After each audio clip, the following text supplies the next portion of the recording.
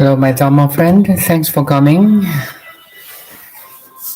Around 10 minutes of silent sitting. So, silent sitting is just to recognize your inner silence and inner stillness. I hope you can, because that's our original face or our original primordial state of mind. And in this stillness, there's movements. In this silence, there's a sound, vibrations. So let's experience again.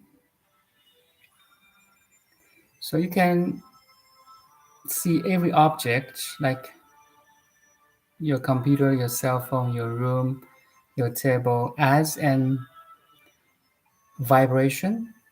I mean, everything vibrates, right? So instead of a sound vibration, but now this is image that our eyes can see. So why I'm saying this, because in the stillness there are these movements. Like if you look at zoom in the molecules, atoms, quantas, everything spins. So in this understanding, you may take a still image as vibration, like very high frequency, like the frequency is so high that apparently looks like it's still, but actually, if you zoom in, it's really in high vibrations. So we can use this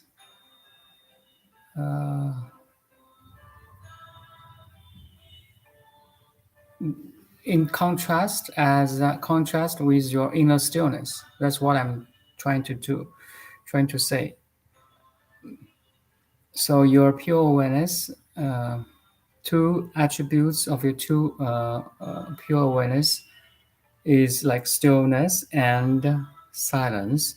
But in the field of stillness and silence, there's vibrations, there are movements, there are changes, right? So I want you maintain your stillness and silence while you can watch everything, hear every sound, my voice, your body, energy flow, everything vibrates or moves or spins. Yet you can observe all the movements, vibrations, sounds, frequencies, energy flows in the field of stillness and silence. Okay, let's experience a bit.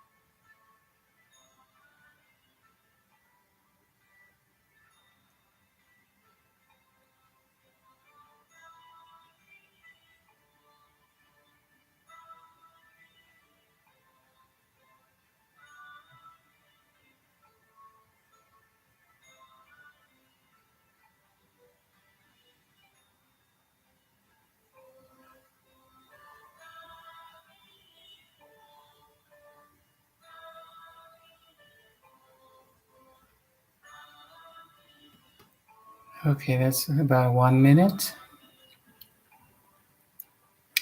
So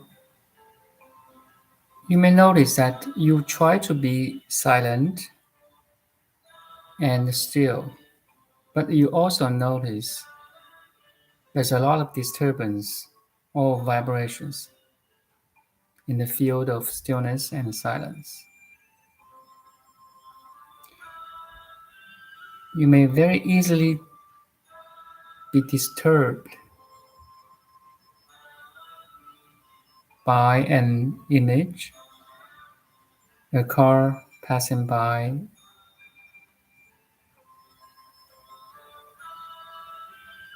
a person walking to you, or by a sound like my voice, or a noise outside.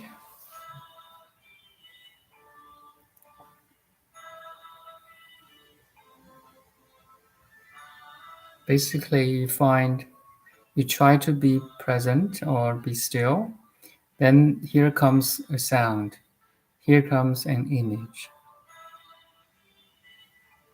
You're disturbed by that sound and image, and you kind of lose that inner stillness or presence.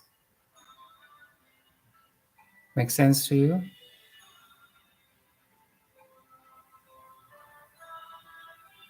Or in other words, what you see and what you hear can disturb you.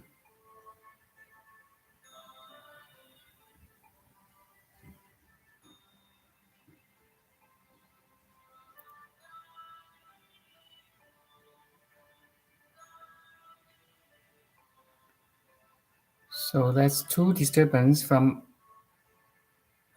external surroundings.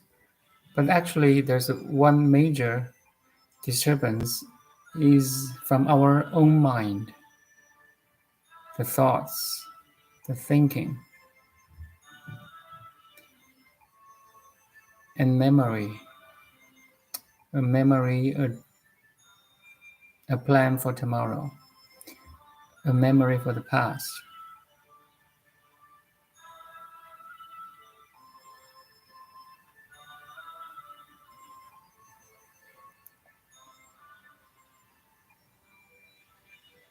And between the past and tomorrow or future, there are some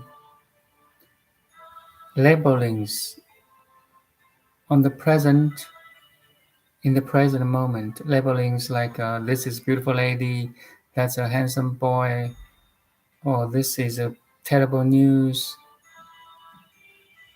All these labelings may disturb you.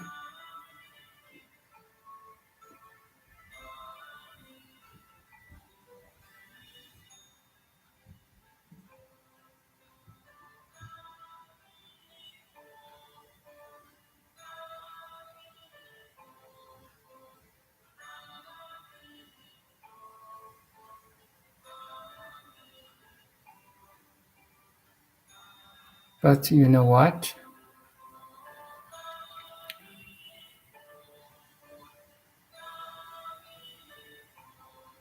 No matter how disturbing they seem to be,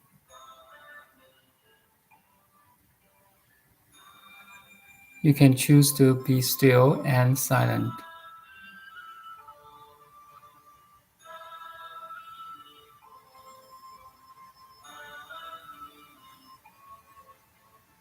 That's your choice.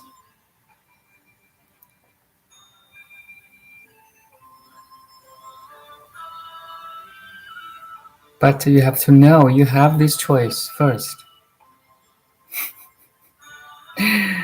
Why I'm saying so? Because most of the time we are compelled to make a reaction, to something happening now.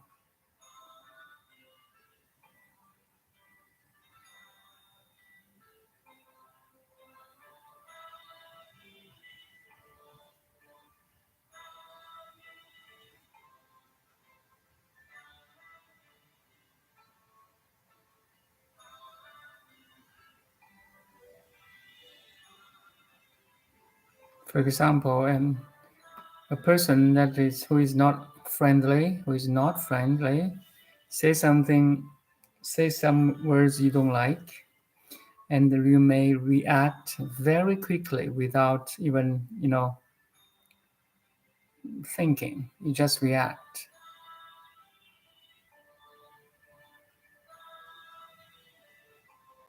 But if you are a frequent meditator, you may notice between your reaction and his words, there's some gap there actually.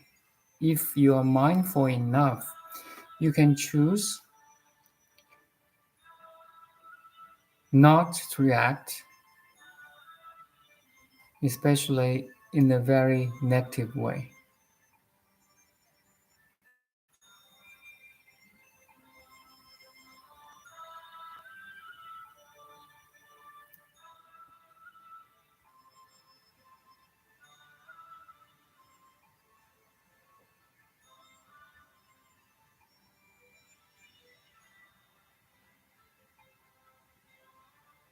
Because you recognize your inner stillness first.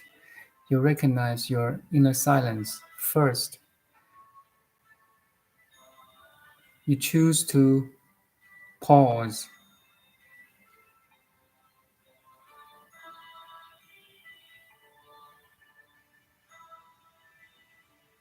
You choose to break down or break the reactions triggered by that nasty word or person.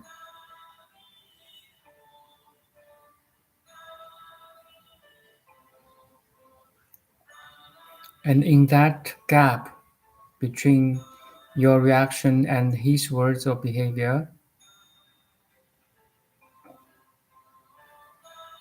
in that gap, you may have a second thought or second response,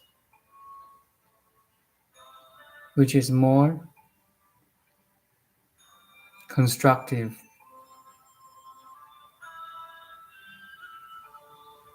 instead of destructive.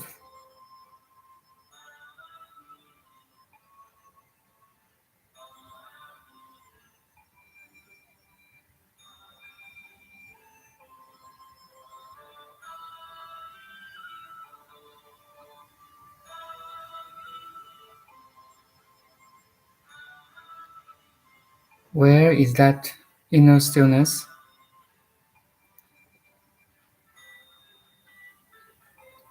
When is that inner silence?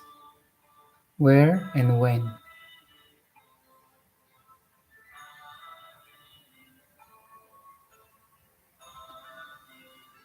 The answer is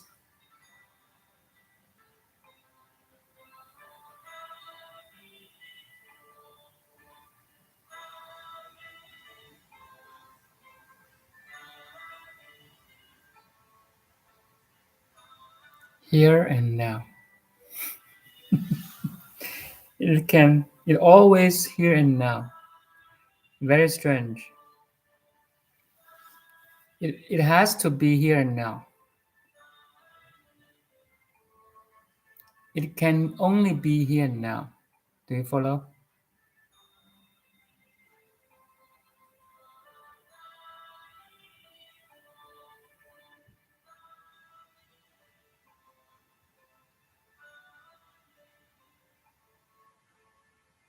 Everything is happening here and now.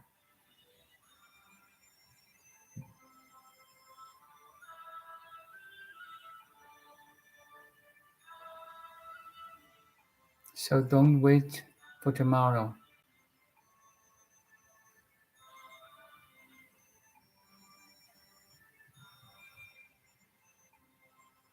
Don't wait for next week.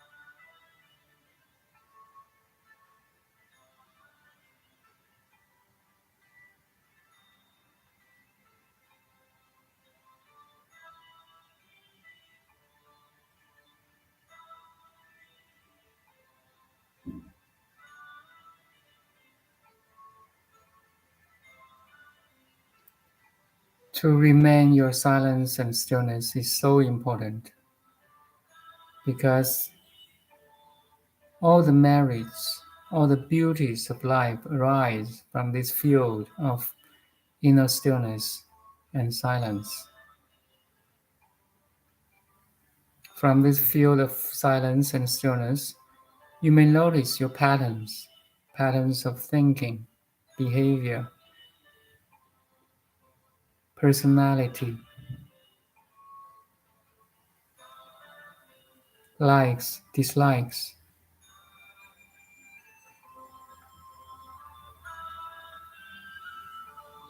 In this field of silence and stillness, you can study yourself, study your body, your mind,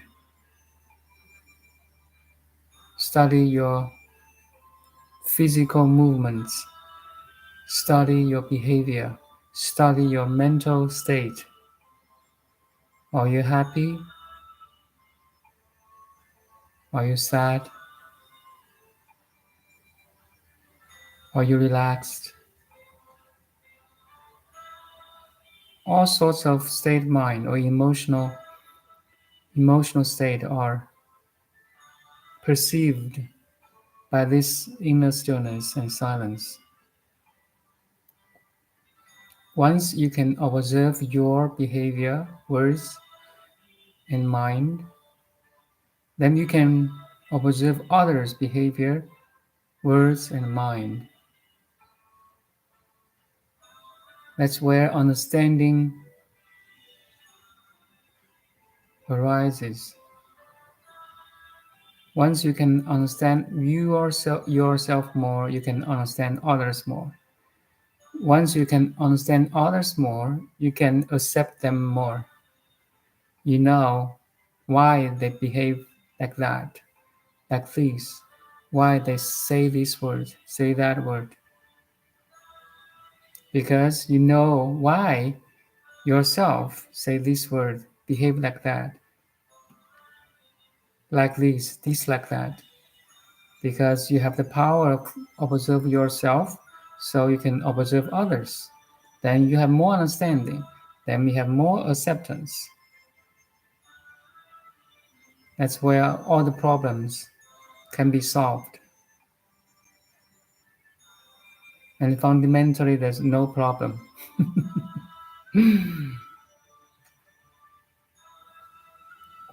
Ultimately, there's no problem because in the ultimate, everything is perfect and complete. But maybe they don't go that far yet.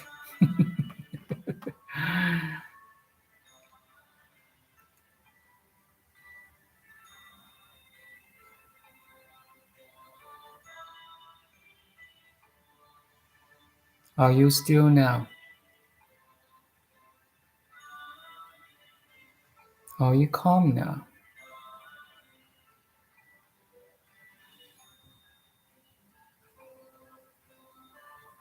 Are you relaxed now?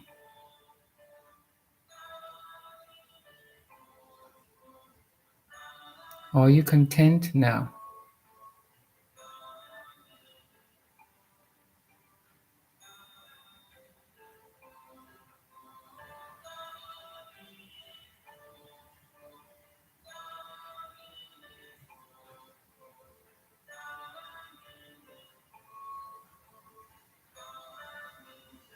Do you know you have choice to be calm, to be still? Do you know you have a choice to be content?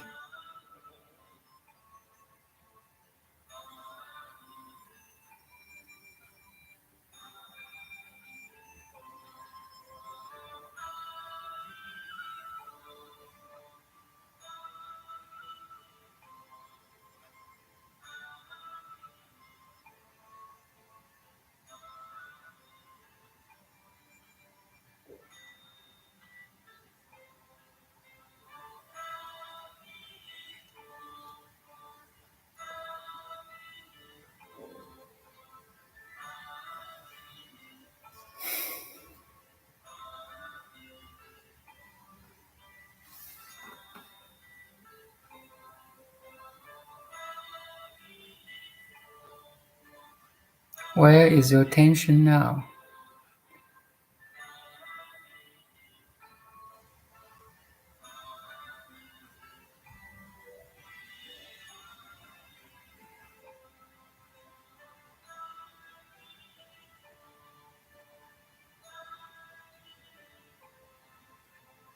Is your attention focused on the news, the terrible news, the disturbing news?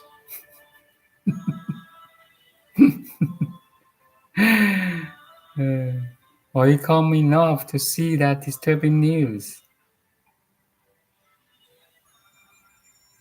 The whole world is kind of disturbing you,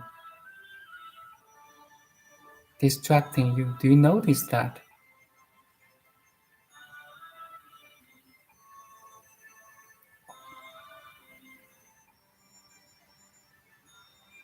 Do you want to be disturbed, distracted, agitated?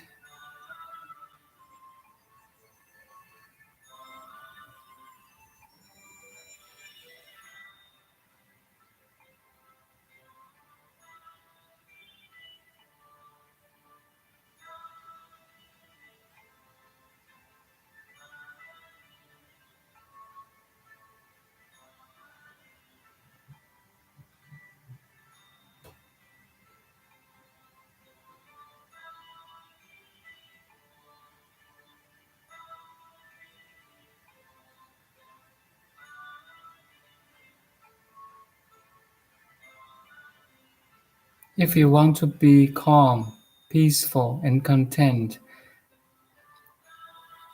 why you choose to have your attention on the negativity, on the disturbing, distractive, negative, destructive, something or anything? Uh,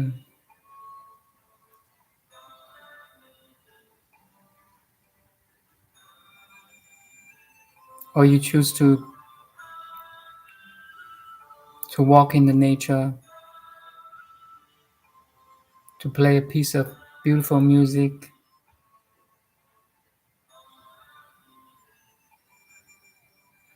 read some inspiring words.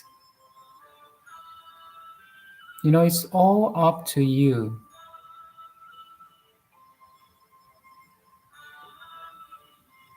How much time and energy you spend every day into the positives,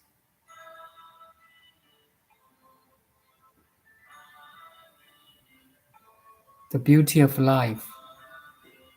How much time and energy you have invested.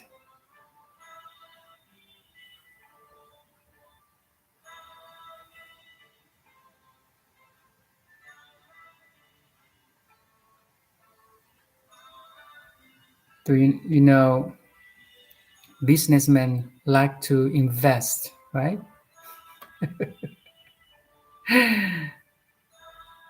And in their investment, they are looking for some return, you know,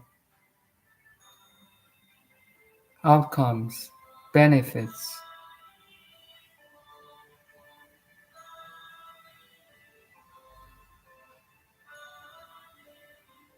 If you want to be happy, calm, peaceful, contentment, or content, how much you have invested to achieve that goal?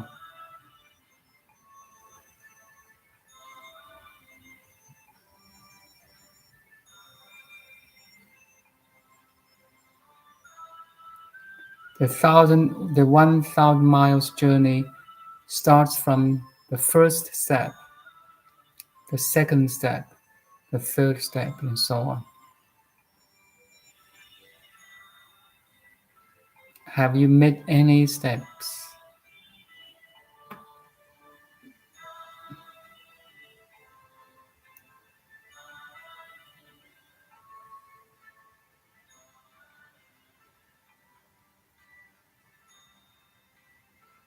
If you want to, if you desire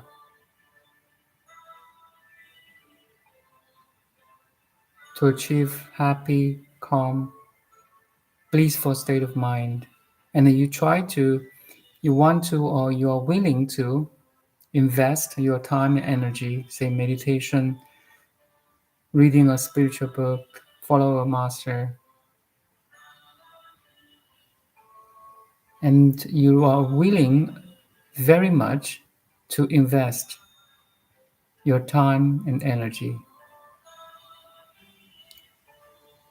to your well-being,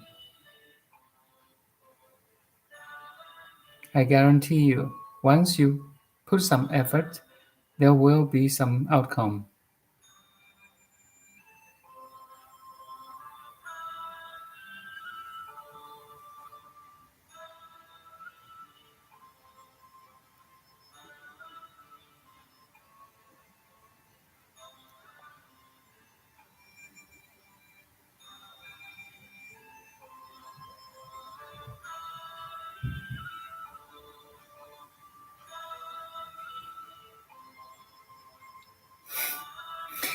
I have invested 10 years of meditation, 10 years of study Buddhism.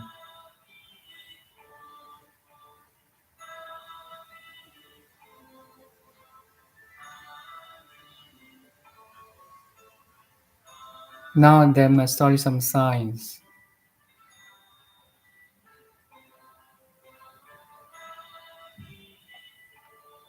and a couple of years sharing on YouTube channel.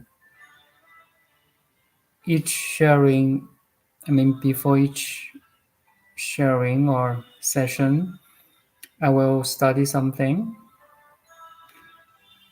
and this is my way of learning, sharing, and evolving.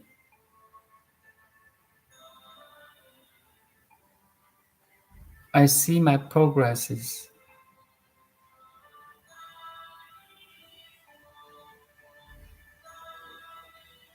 and it's very promising.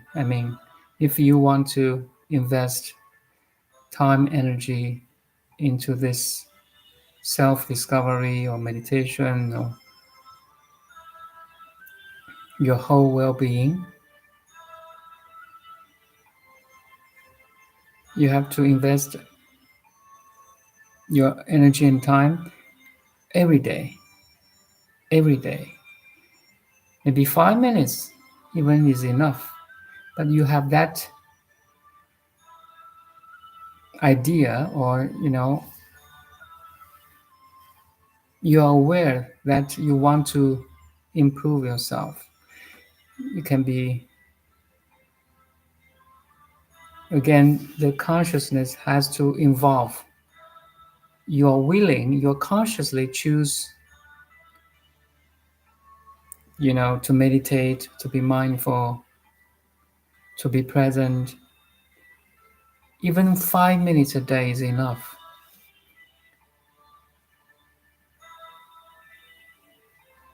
Consistency is very important.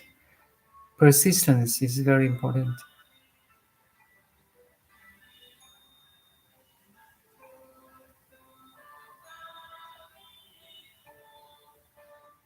When I'm looking back, my behavior and my personality, even, there's no denial of each one's personality. Once you can disidentify with them, it's okay. So when I look back, I found maybe my advantage or good point is that I'm very consistent.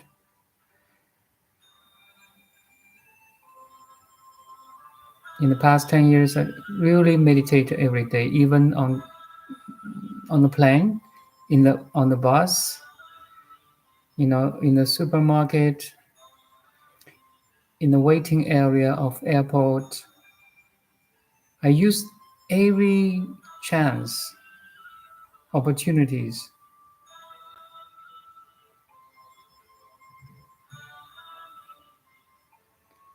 And 10 years later, couple years later, I found there's a change in terms of from from quantity to quality.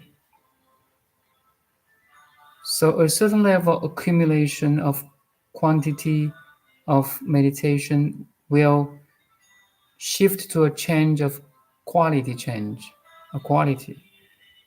Do you follow? That's my experience.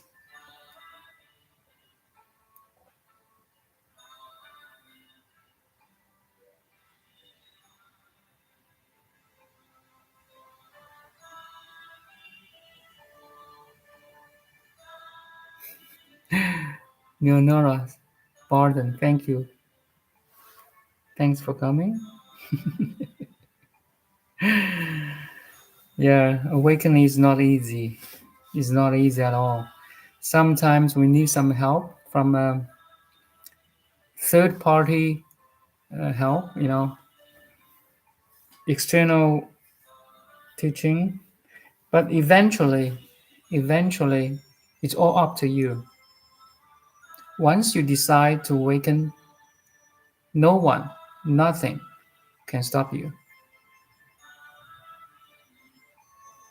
That's why I say in the 50 stages, from a water person to fully enlightened Buddhahood or Buddha, there are 50 stages, right? But the 11th and the 17th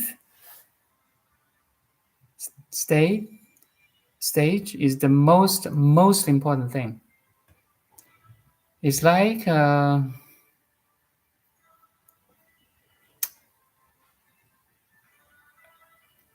I give you a metaphor here, okay? So imagine awakening, there's a room of awakening. So before 11th stage, you heard about awakening, but you don't know where is that room. So you follow this teacher, you follow that teaching, you read this book, you recite that mantra, you do everything to get closer to awakening. So the 11th stage of the awakening is you hold that knob of the door of awakening. You try to open it, but you haven't opened it yet. But you're holding the door. You can, the metaphor is like you can open a door and enter in, right? But the 11th is like you're holding the knob. And the 17th is you can open it, enter it, and close the door. Now you're in the room of enlightenment or awakening. I think that's good. That's a good metaphor for you. I don't know where is your stage, but anyway, you're interesting of awakening now, because that inner peace and calm really makes you feel good, right? It's all about feeling good.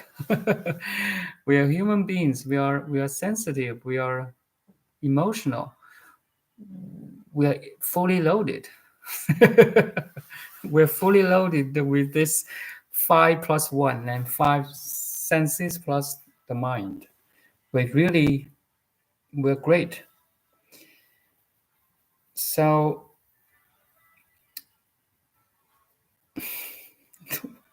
most of us are on the way to that room of awakening, and maybe you reach the door already. Maybe you're trying to open it, or maybe you're already in the room and you can close the door. The 17th stage, the non-regression state, is the most important in the path of awakening. So you won't go back to the personhood again. You have body mind, okay? But you can disidentify with the body mind. That's called the 17th.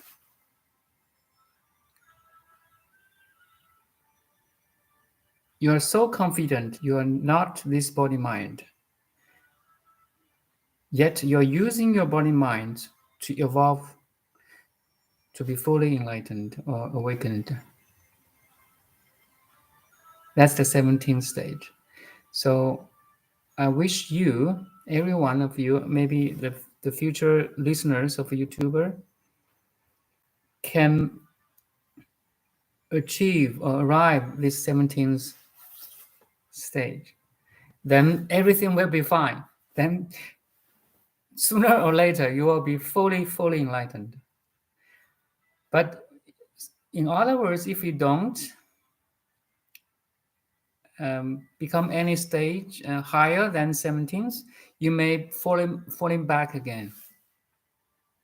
Very interesting of Buddha's teaching, and I really feel it that way too.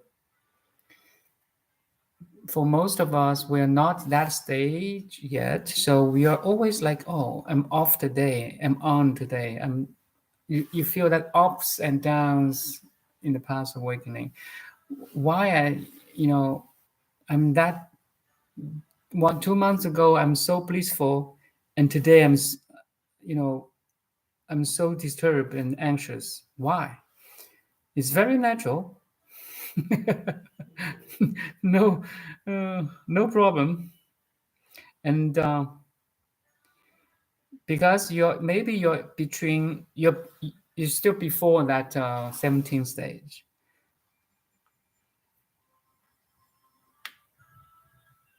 Make sure you can achieve 17th before you lying on the deathbed. Please, life. Trust me. Very, very important.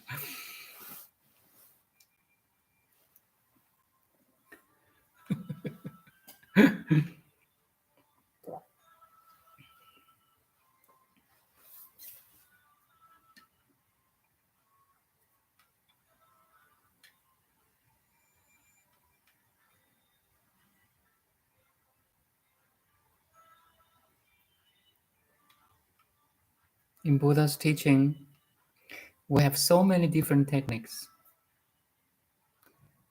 Even Buddha said he has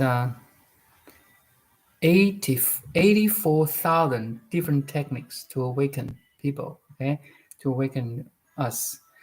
But from my experience, I know there's so many different techniques, but there's one universal technique that may apply to everyone, and it's very simple. Are you interested now? Hold on. Pay attention. Yeah.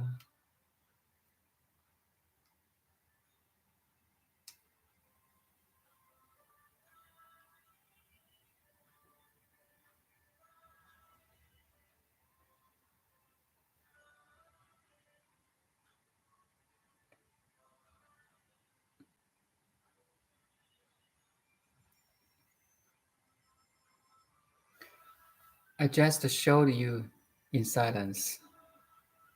That's the technique.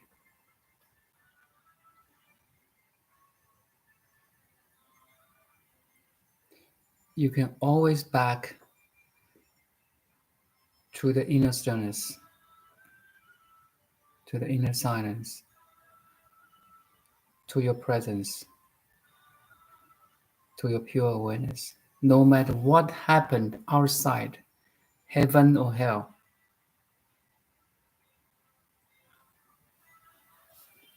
you are here.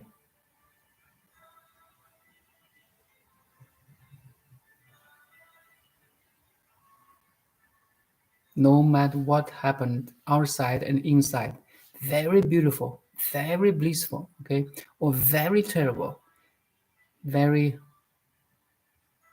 horrible, you are fine. You back to your presence. That's a universal technique.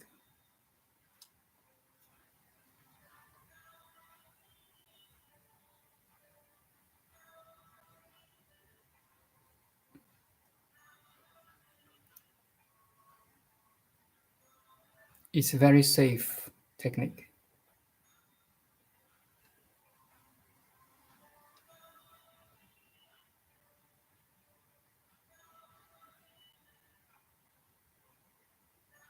It will save you.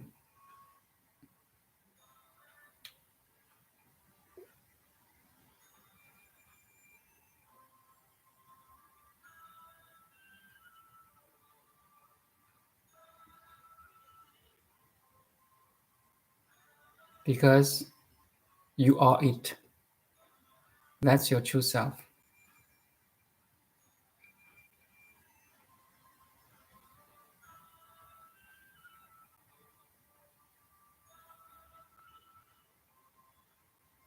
Your pure awareness and the unmanifested, the formless. Sometimes in Christianity we say the Heavenly Father.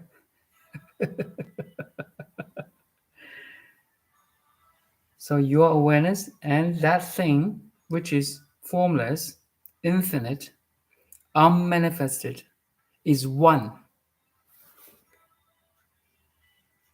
心不二. So in Chinese we say.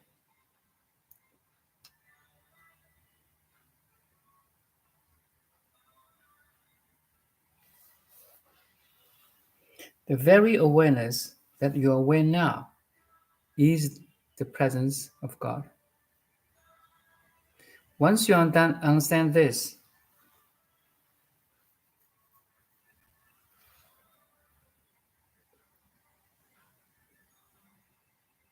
then you are resting in the God.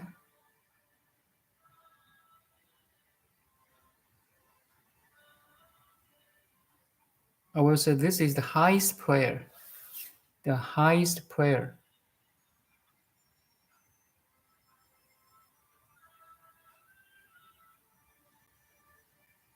Because now you realize you're one with God or with Buddha.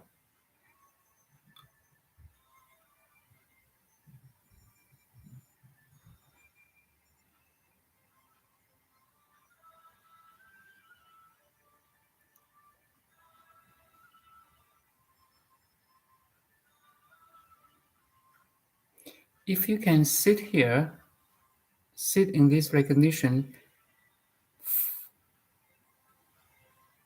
for a couple minutes, even longer, you may notice everything is the presence of God. It's just further, it's a step further. You will notice actually everything you can see, hear, touch, smell, taste, and think are the presences of God. Then you're totally saved. You're liberated. Everyone, everything, every person, even how beautiful, ugly, or pleasant or unpleasant, wise or unwise,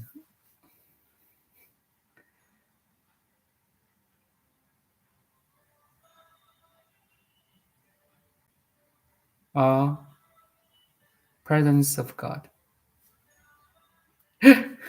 That's the final realization, and you realize you are in the heaven right now.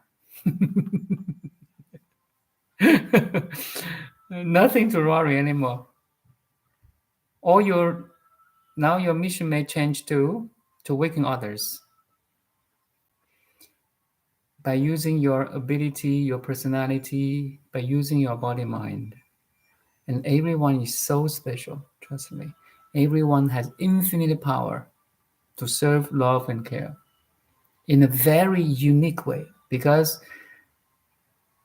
in the cosmos, in the 13.8 billion years of evolution, there's only you. There's only one you. There's no second one identical as you. That's how precious you are. Leonora. Yeah, beautiful name.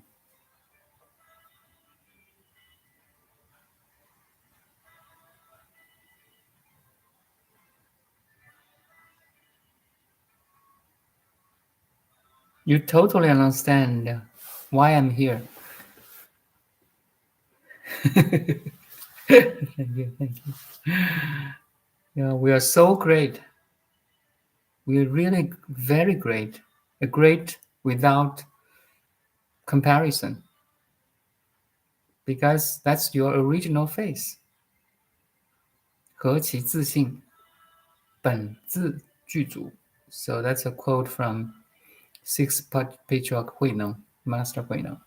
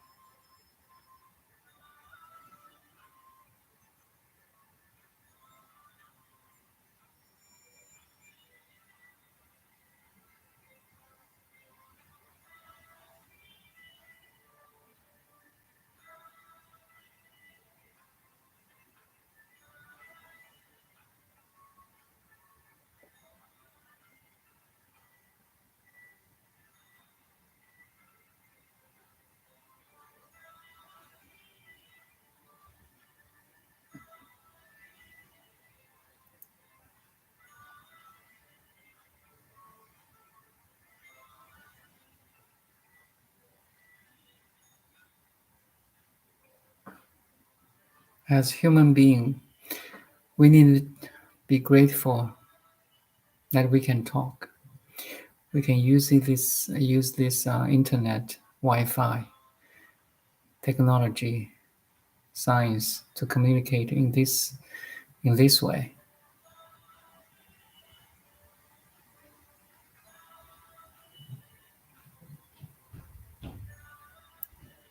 Especially we have language to really decode the wisdom, the ancient wisdoms.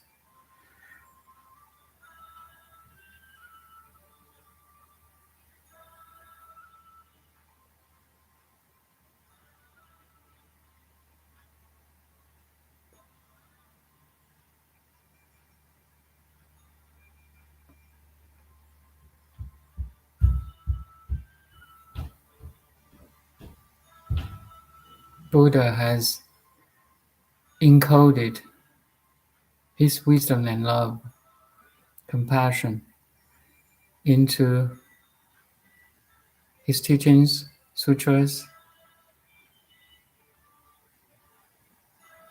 2,500 years ago.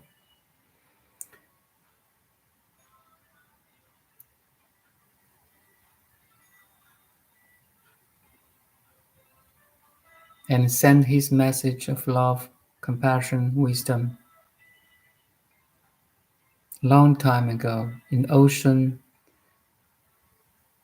of cosmos. And now we got it. We decode it.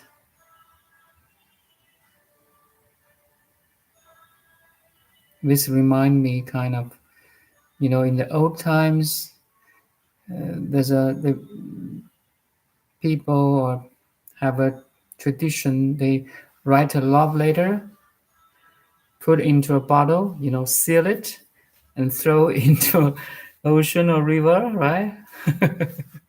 And years later, even hundreds years later, someone opened it. Oh, this letter is from who and what time years ago. This remind me this image. Yeah, Buddha encoded his love and wisdom into the sutras, into his traditions, like different lineages, right? Theravada, Mahayana, or Vajrayana.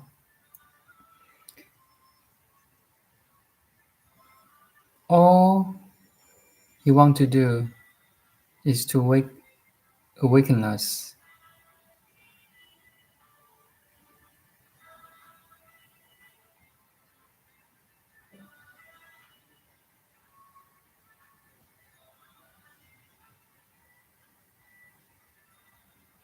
To save us from the ocean of samsara.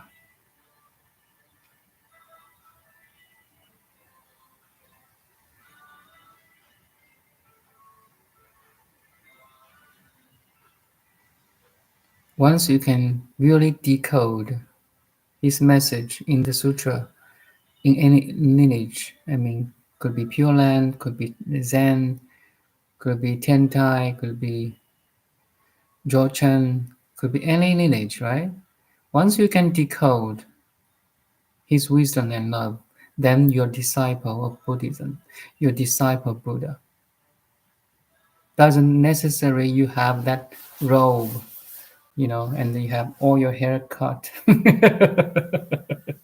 and live in the temple. It's not necessary. Of course, it's better you can if you can. There's no conflict. I'm a disciple of Buddha now. Really, really follow him.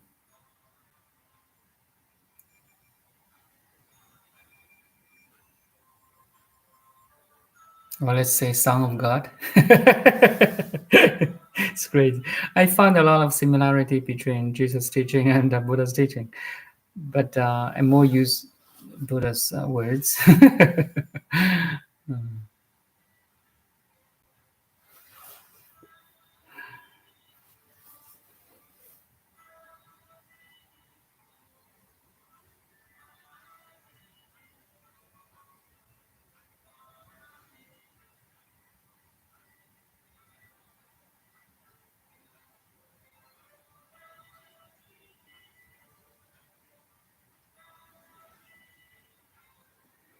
We have one thing identical with Buddha or with any sages. Do you know what's that?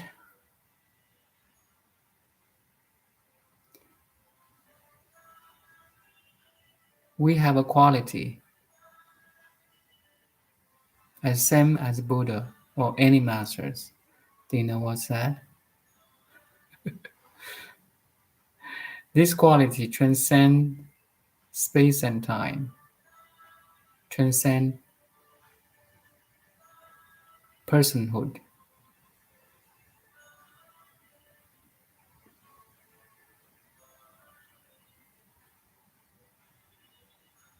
That's the foundation why we can awaken.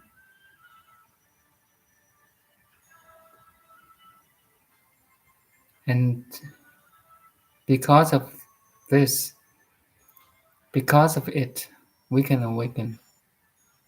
Otherwise, there's no way we can awaken.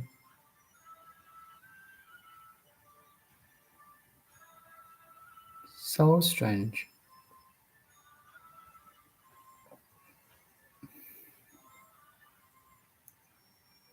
What's that?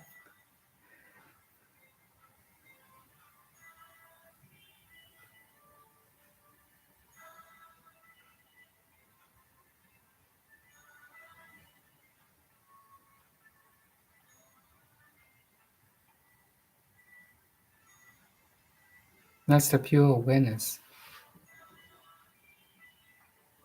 Your awareness is same as Buddha's awareness. That's the Buddha nature Buddha talks about.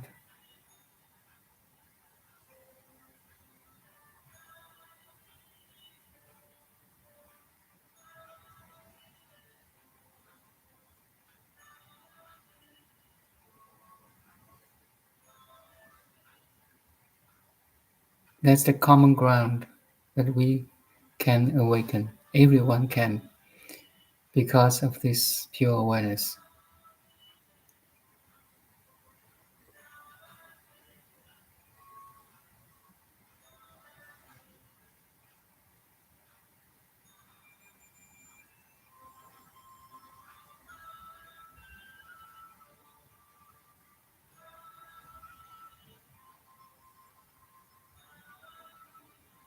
Even awakening is not the proper word. Awakening is a word opposite to dreaming.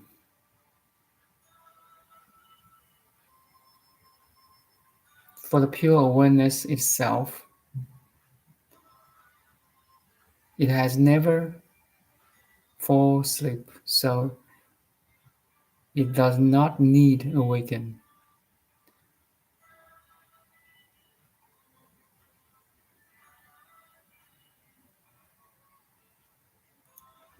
But since we are the dreamer, we have been the dreamer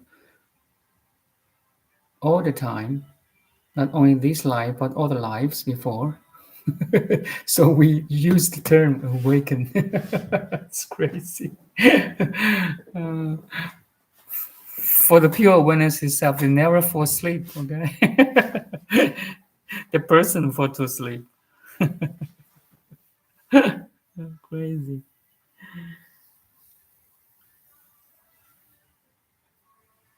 That's why people on Buddha in the Heart Sutra said there's no wisdom. There's no attainment of wisdom either. Because why? Because fundamentally there's no ignorance. That's crazy. Maybe it's too far for you, too much for you. Yeah, crazy.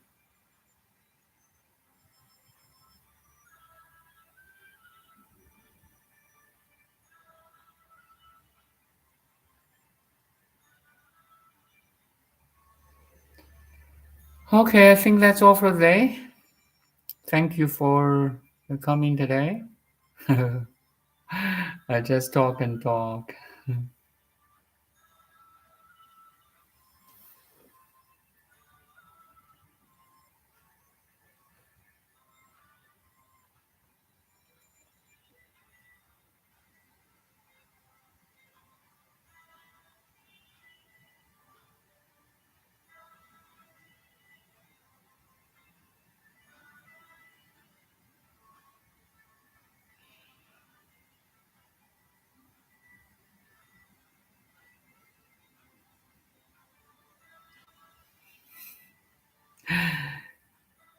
Namaste. Thank you. See you. I don't know what time, but you're always here now. Uh,